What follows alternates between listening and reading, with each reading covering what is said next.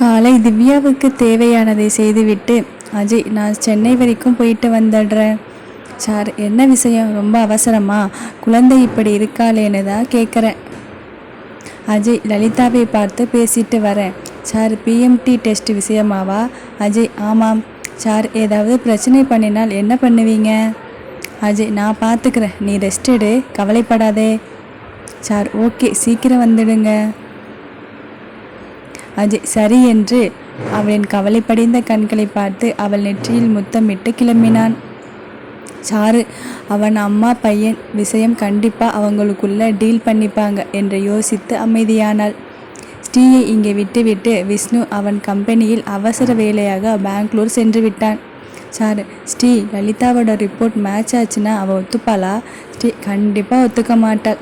Sir அப்புறம் எந்த நம்பிக்கையில் உங்கள் அண்ணன் அவளை தேடி போகிறார்? ஸ்ரீ மேபி அண்ணங்கிட்ட ஏதாவது ஸ்பெஷல் யுக்தி இருக்கும் அவளை டீல் பண்ண. இல்லை நாம் கேட்காமல் விட்டுட்டோமேனு பின்னாடி ஃபீல் பண்ணக்கூடாதுன்னு கூட இருக்கலாம். சார் ஒருவேளை அந்த பொம்பளை என்னை டிவோர்ஸ் பண்ணினாதான் இதுக்கு ஒத்துக்குவேன்னு சொல்லிட்டா? ஸ்ரீ உன்னை டிவோர்ஸ் பண்ணினால் அப்புறம் எதுக்கு திவ்யாவுக்கு பிஎம் தரணும்? நேச்சுரலி உனக்கும் அண்ணனுக்கும் சம்மந்தம் இல்லைன்னா இந்த முயற்சியே வேஸ்ட் இல்லையா? அதுவும் இல்லாமல் உங்களை பிரித்து வைக்கிறதால அந்த பொம்பளைக்கு என்ன கிடைக்க போகுது? Sir point. பட் மனசு என்னமோ சொல்லுது அவர் என்னை விட்டு போயிடுவார்னு. ஸ்ரீ இந்த மாதிரி நேரத்தில் கொஞ்சம் அப்படி தான் இருக்கும். அந்த மாதிரி நெகட்டிவ் தாட் மனசுக்குள்ளே வளர விடாதே, அது யாருக்கும் நல்லது இல்லை. சாரு தலையாட்டி வைத்தாள். அங்கே சென்னை லலிதா வீட்டு வாசலில் நின்றான் அஜய். வேண்டுமென்றே லலிதா உள்ளே அழைக்கவில்லை. ஒரு சில ஆஃபீஸ் பொறுப்பாளர்கள் வந்திருந்தனர். அஜய்க்கு வணக்கம் வைத்து உள்ளே நுழைந்தனர். லலிதாவிடம் அவர்கள், மேடம் அஜய் சார் இருக்காரு, நீங்கள் அவரை ஆஃபீஸுக்கு வர சொல்லுங்க, எல்லா பிரச்சனையும் சீக்கிரம் தீர்த்து வச்சிடுவார். லலிதா எனக்கு தெரியும், நீங்கள் வந்த வேலையை பாருங்க என்று சொல்லி சில உத்தரவுகளை அவர்களுக்கு இட்டுவிட்டு அவர்களை வெளியேற்றினார். செக்யூரிட்டி லலிதா முன் நின்றான். என்ன? அஜய் சார் வெயிட் பண்ணுறாரு. லலிதா பண்ணட்டும் மேடம், கிட்டத்தட்ட 1 மணி நேரமாக வெயிட் பண்ணுறார். லலிதா சரி வர சொல்லு. அஜய் உள்ளே அனுப்பினான். லலிதா சொல்லு என்ன விஷயம்? அஜய் எல்லாம் உனக்கு தெரிஞ்ச விஷயந்தான், எனக்கு சுற்றி வளைக்க தெரியாது. என்னோட பொண்ணுக்கு பிளட் கேன்சர், அவளுக்கு போன் மேரோ டிரான்ஸ்பிளான்ட் பண்ணணும். ரைட் மேட்சுக்காக தேடிக்கிட்டு இருக்கோம். உன்னோடதும் செக் பண்ணணும். லலிதா என்னால் முடியாது. அஜய் உனக்கு ஒரு ஆஃபர் தரேன். லலிதா நீ எனக்கு ஆஃபர் தரியா? சொல்லு, அப்படி என்ன நீ தரேன்னு பார்க்கலாம். அஜய் இப்போது ஆஃபீஸ் நிலைமை சரியில்லை, இது இப்படியே போனால் சீக்கிரம் நீ பணத்துக்காக கையேந்து நிலைமை வந்துடும். நான் இதை சரி பண்ணுறேன், அதுக்கு கைமாறா நீ என்னோட கோரிக்கையை ஏற்றுக்கணும். லலிதா ஆனால் சொத்தில் உனக்கு எதுவும் கிடையாது. அஜய் சரி. லலிதா ஒருவேளை என்னோடதும் பொருந்தலைன்னா? அஜய் நான் இந்த டீல்லேருந்து வெளியேறிடுவேன். லலிதா இதுக்கு நான் ஒத்துக்க மாட்டேன். அஜய் ஓகே, நானும் வெளியே எல்லா இடத்துலையும் சொல்லியிருக்கேன், வேற எங்கேயாவது கிடைச்சிச்சுன்னா பணத்தை கொடுத்துட்டு என்னோட வேலையை முடிச்சுக்குவேன். நான் உன்னை கண்டுக்க கூட மாட்டேன் என்று திரும்பி கிளம்பினான்.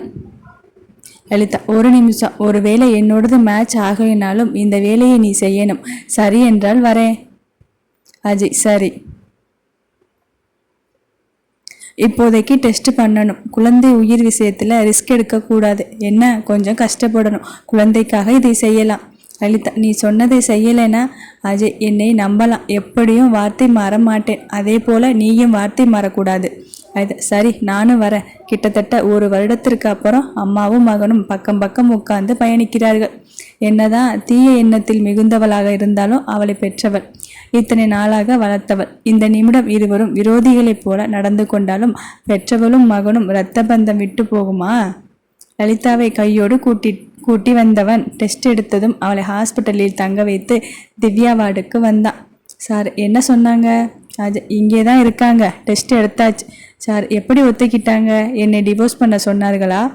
அஜய் அவள் தலையை தடவி விட்டு, இந்த மூளை ரொம்ப ஓவராக யோசனை பண்ணுது, பேச போனது நான், எப்படி அவங்க கண்டிஷன் போட முடியும்? சார் அப்போது நீங்கள் என்னை டிவோர்ஸ் பண்ண மாட்டீங்க தானே?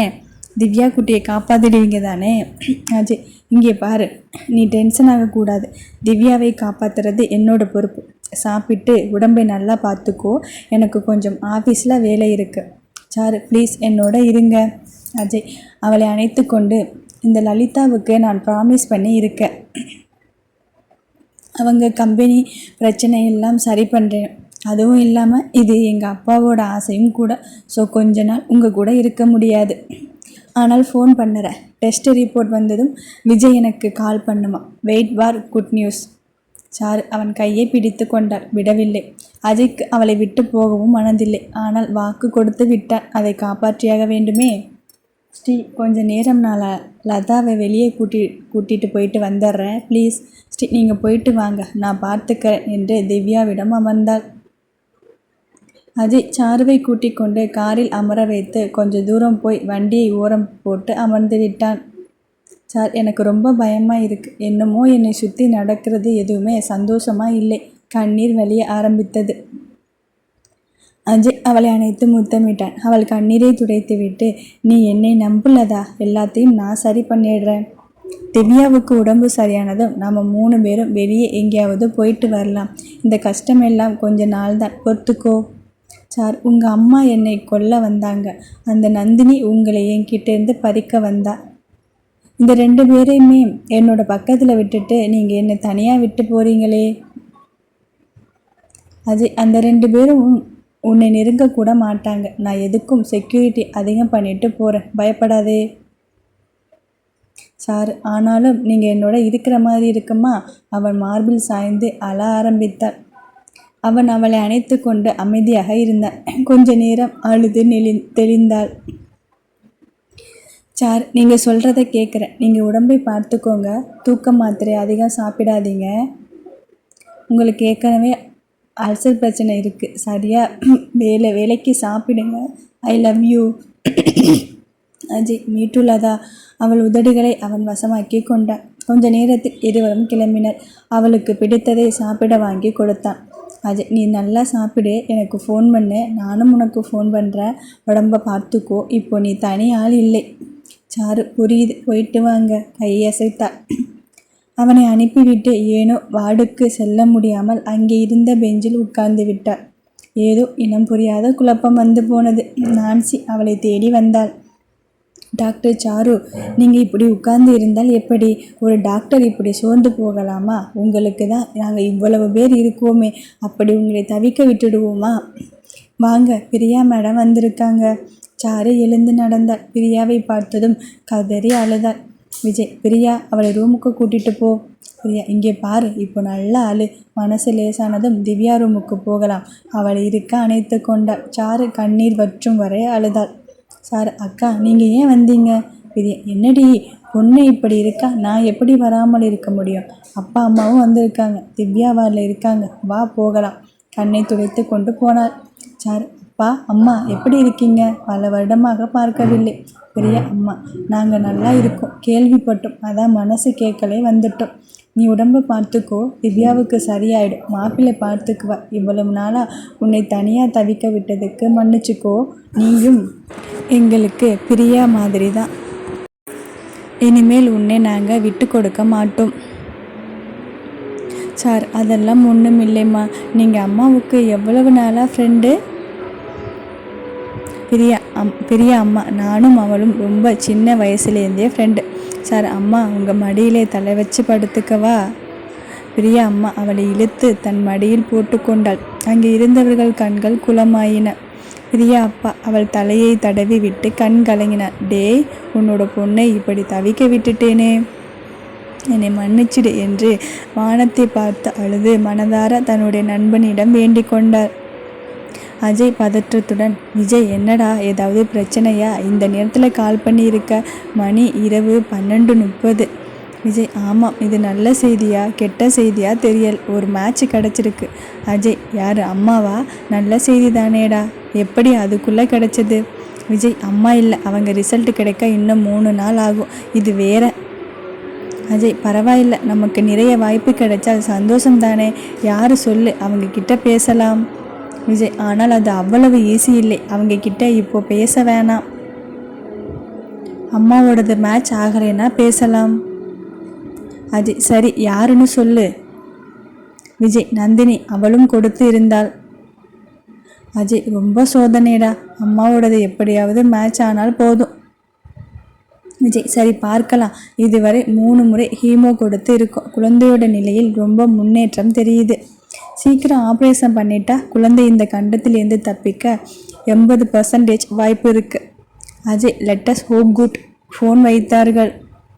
இங்கே லலிதா, டாக்டர் எத்தனை வயசு வரைக்கும் இதை பண்ணலாம்? டாக்டர் எத்தனை வயசானாலும் குடும்ப உறுப்பினருக்கு செய்யலாம், அவங்க விருப்பம். லலிதா இதனால் என்னோட உயிருக்கு ஆபத்து வந்ததுன்னா? டாக்டர் அதுக்கு தான் நாங்கள் இருக்கோம், உங்களுக்கு ஒன்றும் ஆகாமல் பார்த்துக்குவோம்.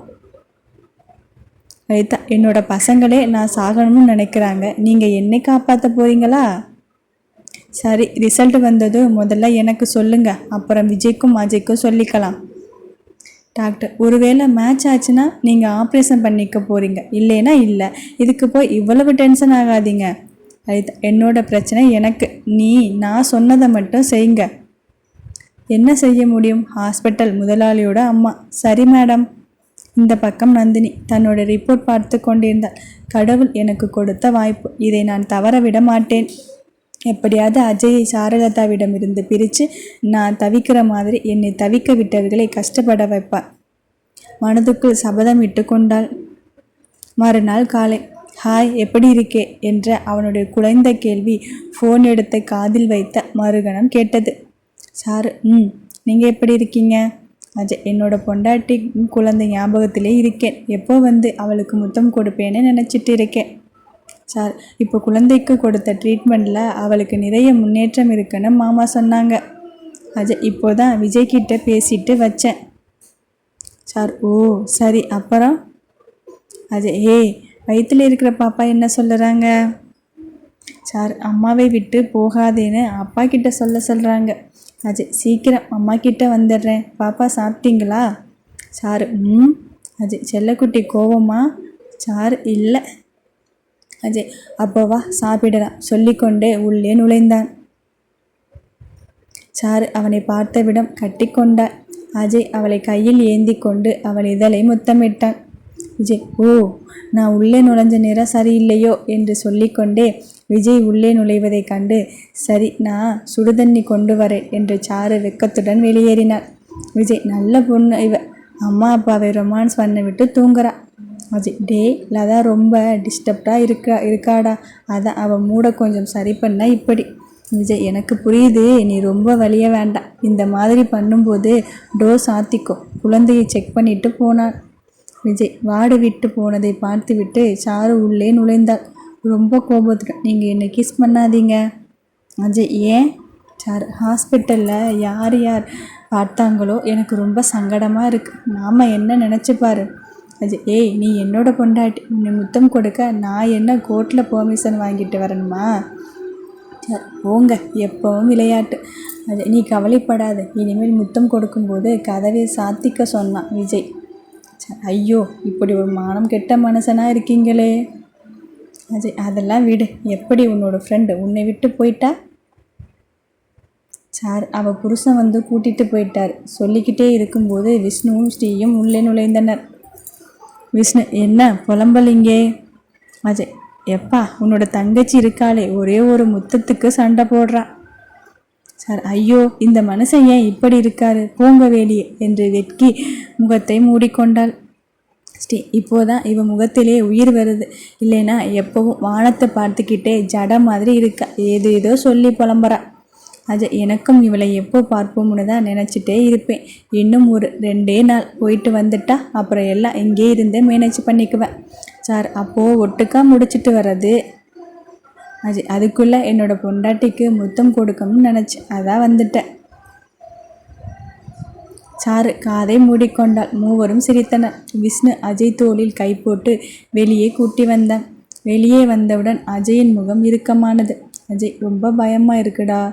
விஷ்ணு எனக்கு என்ன சொல்லி உங்களை தேத்துறதுன்னு தெரியலை, நல்ல நேரத்துக்காக காத்திருக்க வேண்டியதுதான். அஜய் அவளுக்கு ரொம்ப நம்பிக்கை கொடுத்து வச்சிருக்கேன், என்னால் முடியாமல் போயிடுமோன்னு ரொம்ப நடுங்கிட்டு இருக்கேன்.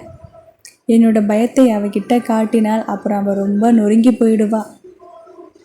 விஷ்ணு டே அவளுக்கு இருக்கிற ஒரே நம்பிக்கை நீ மட்டும்தான். இப்போது கர்ப்பமாக வேற இருக்கா, எனக்கே அவளோட நிலைமையை பார்த்தா பயமாக இருக்குது. இங்கே இவங்களை விட்டுட்டு ஏதோதோ பிடுங்க போகிற மாதிரி பயந்துட்டு நீ உன்னோட ஆஃபீஸுக்கும் நான் என்னோட ஆஃபீஸுக்கும் எத்தனை நாள் ஒளியிறது? அஜய், இன்னும் 2 நாள். அம்மாவோட ரிப்போர்ட் தெரிஞ்சதுன்னா போதும். விஷ்ணு, அம்மாவோடது மேட்ச் ஆகுமா? எப்படி நீ இவ்வளவு நம்பிக்கையோடு இருக்கே? அஜய், அம்மாவோடது மேட்ச் ஆகலைனாலும் என்னோட உயிரை கொடுத்து ஏதாவது செஞ்சிடுவேன். விஜய், நீ ஏதோ ரிஸ்க் எடுக்கிறேன்னு தெரியுது. ஆனால் எப்படியாவது குட்டி பொண்ணை காப்பாற்றிடணும். அஜய் மெல்லிய விரக்தி சிரிப்பை உதிர்த்தான். அவன் எண்ணம் ஒரு வேளை அம்மாவோடது மேட்ச் ஆகலைன்னா நந்தினி கிட்ட டீல் பேசணும். என்னோட உயிர் தான் அவளோட டார்கெட். நான் செத்தாது குழந்தையை காப்பாற்றிடுவேன், அவன் மனதில் சொல்லி கொண்டான். திவ்யாவிடம் கொஞ்சி விளையாடிவிட்டு கிளம்பினான். சாரு தான் இப்போவும் கொஞ்சம் கவலை கொண்டாள். அவளை சமாதானப்படுத்திவிட்டு கிளம்பினான். சாரு விஷ்ணுவிடம், அண்ணா உங்ககிட்ட என்ன சொன்னார்? விஷ்ணு, எதை பற்றி? சார், இல்லை, குழந்தை ஆப்ரேஷன் பற்றி ஏதாவது சொன்னாரா? விஷ்ணு, அவனுக்கு ஏதோ ஒரு பிடிப்பு கிடைச்சிருக்கு. கண்டிப்பாக திவ்யாவை சரி பண்ணிடலாம்னு ரொம்ப நம்பிக்கையாக சொல்லிட்டு போனான். சார், அவர் சொன்னால் கண்டிப்பாக செய்வார், எனக்கு நம்பிக்கை இருக்குது. விஷ்ணு, அதே நம்பிக்கையோட தைரியமாக இரு என்றவன் ஸ்ரீயை பார்த்து நானும் கிளம்புறேன் என்றான். ஸ்ரீ, ஏங்க நீங்களாவது இருக்கக்கூடாதா? விஷ்ணு ஸ்ரீயின் கன்னத்தில் முத்தமிட்டு, இதோ இன்னும் 2 நாளில் வரேன், 2 பேரும் பத்திரமா இருங்க என்று சொல்லி கிளம்பினான். அது விஐபி வார்டு, ஆதலால் இருவரும் அங்கே தங்க முடியும். அவர்களுக்கு பாதுகாப்பும் கொடுத்திருந்தார்கள். இன்னும் 2 நாட்களுக்காக நிறைய பேர் காத்திருந்தனர். டாக்டர் உறுதியளித்தபடி முதலில் லலிதாவுக்கு தான் ரிப்போர்ட் காண்பித்தார். எப்படி இது சாத்தியம்? இந்த குட்டி பிசாசு என்னோட உயிரை வாங்க பிறந்திருக்கு போல இருக்கு. லலிதா, டாக்டர் இந்த ரிப்போர்ட் மாற்றிடு, மேட்ச் ஆகலைன்னு ரிப்போர்ட் கொடுத்துடு, உனக்கு எவ்வளவு பணம் வேணும் நான் தரேன். டாக்டர் சிரித்தான். இது ஒரு குழந்தை உயிர் சம்பந்தப்பட்ட விஷயம். அதுவும் இல்லாமல் விஜய் சார் இதில் நேரடியாக இறங்கியிருக்கார். நான் ரிப்போர்ட் மறைக்கவும் மாட்டேன், மாற்றவும் மாட்டேன். லலிதா இவரிடம் பேச முடியாது என்று தெரிந்தவுடன், சரி கொஞ்ச நேரம் ரிசல்ட் வரலைன்னு சொல்லி தள்ளி போடு, நான் பார்த்துக்கிறேன் என்றவள் ஃபோன் எடுத்து டயல் செய்தாள். சார், ஸ்ரீ இந்நேரம் ரிசல்ட் வந்து இருக்கணும், நான் என்னென்னு பார்த்துட்டு வரேன். ஸ்ரீ, நானும் வரட்டுமா? தூங்கும் திவ்யாவை பார்த்து, சார் இல்லை, திவ்யா கூட இரு, நான் வந்துடுறேன். போனவள் லலிதா ஃபோனில் யாரிடமோ பேசுவதை கேட்டு அதிர்ந்தாள். லலிதா, என்னால் இந்த ஆப்ரேஷனுக்கு ஒத்துக்க முடியாது. அந்த பக்கம் ஏதோ சொல்ல, லலிதா, இந்த பிசாசுக்கு என்னோடது எப்படி மேட்ச் ஆச்சு? என்னை கொலை பண்ண முடிவு பண்ணிட்டீங்களா என்றவள் முன்னாடி சாரு நின்றாள். லலிதா சிறிது அதிர்ந்தாலும் அவள் காட்டிக்கொள்ளாமல் இருந்தாள். சாரு, டாக்டர் ரிசல்ட் என்னாச்சு? டாக்டர் லலிதாவை காண்பித்து, அவங்க கிட்ட இருக்கு, சொல்ல வழி இல்லாதவனாக. சார், ரிப்போர்ட் வேண்டாம், ரிசல்ட் சொல்லுங்க. டாக்டர், மேட்ச் ஆகுது, வேற வழி இல்லை, சொல்லித்தான் ஆக வேண்டும். சார் சந்தோஷப்பட்டாலும் எப்படி இவளை சம்மதிக்க வைப்பது என்பது அவளுக்கு கவலையாக இருந்தது.